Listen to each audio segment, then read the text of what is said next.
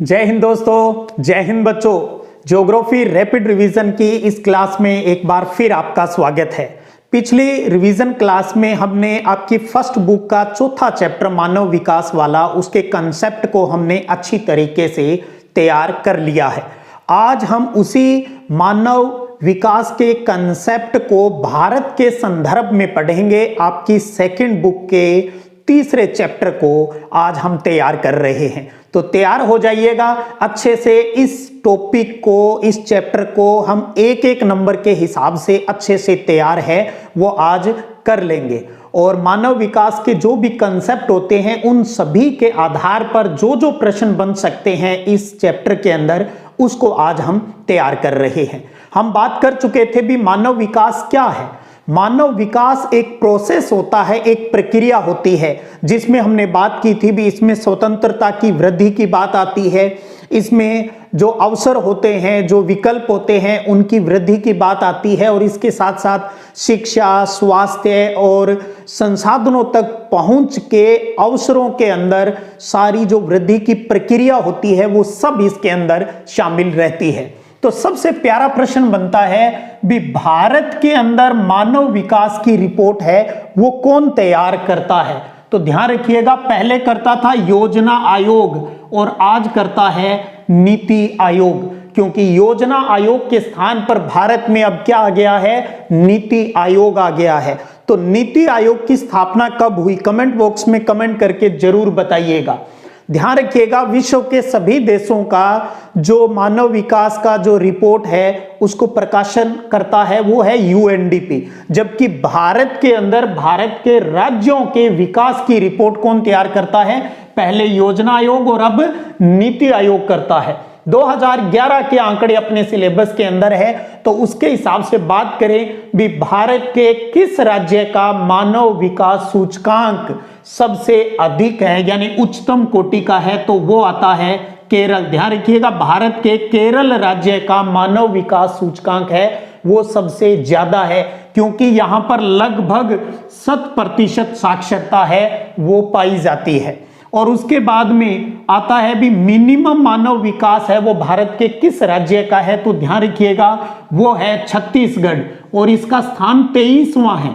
ध्यान रखिएगा 23 ही राज्यों के मानव विकास की जो रिपोर्ट है वो तैयार हुई है। तो केरल एक नंबर पे है और छत्तीसगढ़ है वो उसमें अंतिम स्थान पर है। हम राजस्थान के हैं तो अपने को यह भी पता होना चाहिए भी राजस्थान का मानव विकास के अंदर कौन सा स्थान है, ध्यान रखिएगा वो है 17वां स्थान। तो 4 प्रश्न ये हो गए। अब इसके जो एस्पेक्ट होते हैं उनसे संबंधित तथ्यों के ऊपर बात कर लेते हैं। तो इसके अंदर सबसे पहले तो आपको यह पता होना चाहिए भी भारत की कुल साक्षरता कितनी है 2011 के प्रोविजनल आंकड़ों के अनुसार, तो वो है 74.4% है कुल साक्षरता। और कुल साक्षरता सबसे अधिक किस राज्य की है, तो ध्यान रखिएगा वो है केरल राज्य। राज्य की बात करें तो केरल की साक्षरता दर सबसे अधिक है, 93.91% है। और यही अगर एक क्वेश्चन बनता है यूटी का यानी केंद्र शासित प्रदेश का, अगर प्रश्न आ जाए भी किस केंद्र शासित प्रदेश की साक्षरता है वो सबसे अधिक है, तो वो है लक्षद्वीप। लक्षद्वीप, इसको भी ध्यान रखिएगा आप। और मिनिमम साक्षरता की बात करें भारत की तो वो है बिहार की। तो सबसे अधिक किसकी हुई, केरल की, और सबसे कम किसकी है, बिहार राज्य की साक्षरता दर है।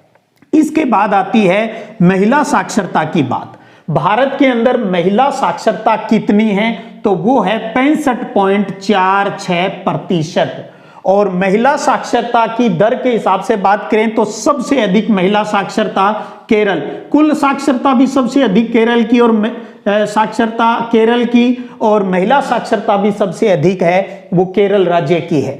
कुल साक्षरता में मिनिमम जो पोजीशन है वो बिहार की है, जबकि महिला साक्षरता में मिनिमम पोजीशन राजस्थान की है। ध्यान रखिएगा, महिला साक्षरता दर किस राज्य की सबसे कम है, तो राजस्थान की है। तो इतनी बात आपको लिटरेसी को लेकर ध्यान में रखनी है। उसके बाद में एक प्रश्न आपको ध्यान में रखना है, 0 से 6 आयु वर्ग का न्यूनतम लिंगानुपात किस राज्य का है? तो वो है हरियाणा राज्य का। राजस्थान का पड़ोसी राज्य है हरियाणा, जहां से 0 से 6 आयु वर्ग का लिंगानुपात सबसे कम मिलता है। और उसके साथ एक प्रश्न हालांकि हम पहले कर चुके हैं रिवीजन के अंदर भी, भारत में लिंगानुपात कम होने के कारण बताइए। ध्यान रखिएगा, चाहे विकासशील देशों की बात आ जाए, चाहे एशिया की बात आ जाए, चाहे भारत की बात आ जाए, लिंगानुपात घटने के कारण सेम ही है। वही जो हम पहले पढ़ चुके हैं, कन्या भ्रूण हत्या हो गई, कन्या शिशु मृत्यु हो गई, और बेटे को ज्यादा प्राथमिकता दी जाती है, महिलाओं की सामाजिक स्थिति बहुत खराब है। ये सारी बातें आप इसके अंदर घुसेड़ सकते हो। इसके बाद में ध्यान रखिएगा अगले प्रश्न के ऊपर, और वो है पहला छोटा सा प्रश्न बनता है भी, गरीबी क्या है?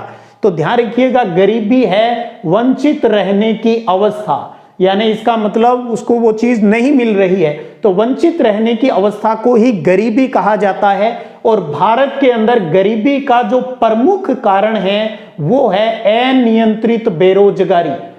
अनियंत्रित बेरोजगारी भारत में गरीबी का प्रमुख कारण है। और भारत के अंदर सबसे अधिक बीपीएल यानी बिलो पॉवर्टी लाइन, गरीबी रेखा से नीचे सबसे अधिक किस राज्य के हैं? वो भी ध्यान रखिएगा, छत्तीसगढ़ के हैं, छत्तीसगढ़।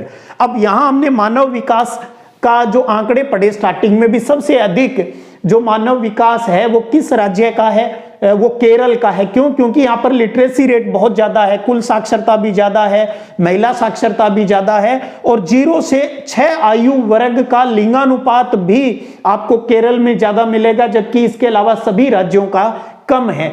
यहां मिनिमम विकास छत्तीसगढ़ का है। क्यों है? क्योंकि छत्तीसगढ़ एक गरीब राज्य है और यहां पर बेरोजगारी की बहुत बड़ी समस्या है, इस वजह से वो मानव विकास की लिस्ट के अंदर सबसे नीचे आता है।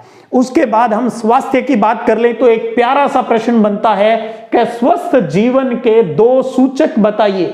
तो स्वस्थ जीवन के 2 सूचक, एक है रोग और पीड़ा से मुक्त जीवन हो, रोग और पीड़ा से मुक्त जीवन हो, और दूसरा है दीर्घ आयु, एक उचित लंबी आयु है, व्यक्ति जी सके। तो ये दोनों आंकड़े हैं वो स्वस्थ जीवन के 2 मुख्य सूचक है। स्वास्थ्य को अच्छा रखने के लिए भारत सरकार ने स्वच्छ भारत मिशन है वो चलाया है।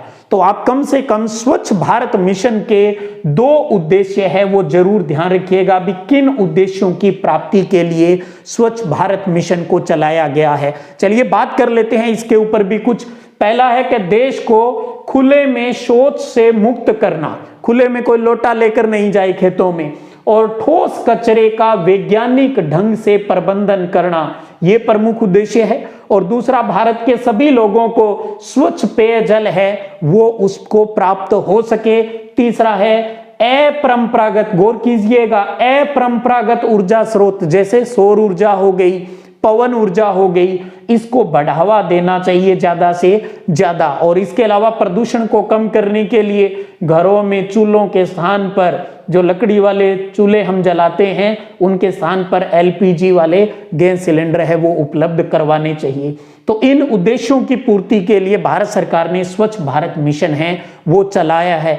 ध्यान रखिएगा, इंडिया वाले इस तीसरे चैप्टर के अंदर, मानव विकास का जो चैप्टर है, इसके अंदर एक नंबर का प्रश्न बोर्ड में आने की संभावना रहेगी। और इतने प्रश्न हैं वो इजीली आपको लर्न भी हो जाएंगे और समझ में भी आ चुके हैं भी। सबसे प्यारा प्रश्न तो यही बना है भी, रिपोर्ट कौन प्रकाशित करता है भारत में राज्यों के लिए? तो योजना आयोग, लेकिन अब उसके स्थान पर क्या है? नीति आयोग। तो आप दोनों बात लिख सकते हैं, अभी पूर्व में योजना आयोग, अब वर्तमान में नीति आयोग करता है। बात आती है भी जिलों के लिए ये रिपोर्ट कौन तैयार करता है? तो ध्यान रखिए वो जिम्मेदारी राज्य सरकार की होती है। तो ये था आज का टॉपिक। और चलते चलते आप अगर 1-2 किताब या रिपोर्ट्स के नाम अगर याद रख सकें तो उसको भी आपसे शेयर करना चाहूंगा, क्योंकि आगे के चैप्टर में भी उनका उल्लेख है। जनसंख्या, पर्यावरण और विकास को लेकर कुछ रिपोर्ट, कुछ पुस्तकें हैं जो प्रकाशित हुई और जिनका उल्लेख अपने सिलेबस में, हम उन्हीं की बात कर लेते हैं। जिनमें एक तो रिपोर्ट है लिमिट्स टू ग्रोथ, जो 1972 के अंदर आई थी। लिमिट्स टू ग्रोथ 1972 में एक रिपोर्ट आई थी, और ये रिपोर्ट किसने प्रकाशित करवाई थी? क्लब ऑफ रोम ने ये प्रकाशित करवाई थी। एक रिपोर्ट और है आवर कॉमन फ्यूचर, बहुत इंपॉर्टेंट है आवर कॉमन फ्यूचर। ये 1987 के अंदर जो बर्टलैंड कमीशन की रिपोर्ट है उसकी है आवर कॉमन फ्यूचर। बर्टलैंड कमीशन की रिपोर्ट है। और इसके अलावा एक किताब का नाम ध्यान रखिएगा, स्मॉल इज ब्यूटीफुल, स्माइल नहीं स्मॉल, स्मॉल इज ब्यूटीफुल, शुमांकर की 1974 में लिखी हुई पुस्तक है स्मॉल इज ब्यूटीफुल। यानी जनसंख्या भी स्मॉल यानी कम जनसंख्या है तो अच्छा रहता है, इसी संदर्भ में शुमांकर की ये किताब है। अगर याद रह जाए तो, वरना कोई ज्यादा टेंशन लेने की आवश्यकता नहीं। हमें पता है नीति आयोग रिपोर्ट जारी कर देता है, केरल की सबसे ज्यादा मानव विकास है, वहां के लोगों का, छत्तीसगढ़ का सबसे कम है, 23वां स्थान है, 23 ही राज्यों की है, इसलिए राजस्थान का 17वां है। साक्षरता सबसे अधिक केरल की है और सबसे कम साक्षरता बिहार की है। सबसे अधिक महिला साक्षरता भी केरल की है और सबसे कम महिला साक्षरता है वो राजस्थान की है। 0 से 6 आयु वर्ग का सबसे कम लिंगानुपात है वो हरियाणा का मिलता है। और गरीबी का प्रमुख कारण बेरोजगारी है और सबसे अधिक बीपीएल आपको छत्तीसगढ़ में मिलेंगे। और रोग और पीड़ा से मुक्त जीवन और दीर्घायु है ये स्वस्थ जीवन के 2 मुख्य सूचक है। अच्छे से घोट लीजिएगा इतनी सी बात को, इससे बाहर कुछ भी नहीं आने वाला है बोर्ड परीक्षा के अंदर। चलिएगा फिर मिलेंगे, और अब फिर मिलेंगे तो किस चैप्टर के साथ मिलेंगे ये भी मैं आपको बताना चाहूंगा। गैस कीजिएगा, दोनों बुक के सिमिलर, बिल्कुल सिमिलर जो चैप्टर हैं वो अब कौन से हैं? 2 चैप्टर। बिल्कुल सही सोचा होगा आपने, और वो है आपकी फर्स्ट बुक का अंतिम चैप्टर, 10वां चैप्टर, जिसका नाम है मानव बस्तियां। और इधर सेकंड बुक के अंदर यही चैप्टर है 4 नंबर के ऊपर, मानव बस्तियां। तो पहले हम फर्स्ट बुक का 10वां चैप्टर करेंगे और उसके बाद अगले रिवीजन के अंदर आपकी सेकंड बुक का जो 4था चैप्टर मानव बस्तियां है उसको करेंगे, क्योंकि दोनों आपस में जुड़े हुए हैं। और मैंने आपको कहा था जो टॉपिक, जो चैप्टर आपस में को रिलेट है, पहले उनको हम एक साथ करेंगे ताकि उन कंसेप्ट को समझना और याद रखना बहुत ही आसान हो जाए। वैसे याद रखने की बात ही नहीं है, सिर्फ बात ही तो करनी है। मेरे कछुओं, सिर्फ बात कीजिए। आज भी एक सतत तैयारी करने वाला बच्चा है वो जीतता है। इसलिए मैं अक्सर कहता हूं बच्चों को भी कछुआ जीतता है, और इसलिए प्रिय स्टूडेंटों को कछुआ कह देता हूं, बुरा मत मानिएगा। कछुए का मतलब है सतत रूप से, कंटिन्यूअस प्रोसेस के साथ आगे बढ़ना।